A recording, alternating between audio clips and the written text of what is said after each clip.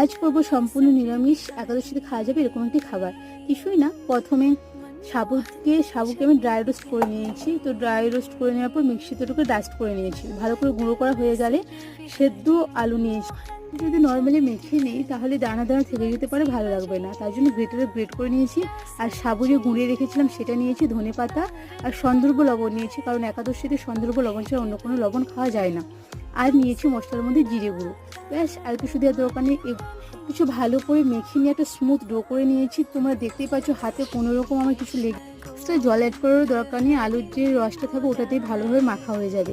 তারপরে সামান্য একটু তেল দিয়ে ওটাকে ভালো করে আমি বেলে নিয়েছিলাম। এটা যেহেতু সাবুর তার জন্য ফেটে ফেটে গেছে, কিন্তু খেতে সুন্দর হয়েছিল দেখতে, যাই হোক না কেন। তারপর তোমরা ঘি দিয়েও একটু ব্রাশ করে নিতে পারো, সমস্যা নেই।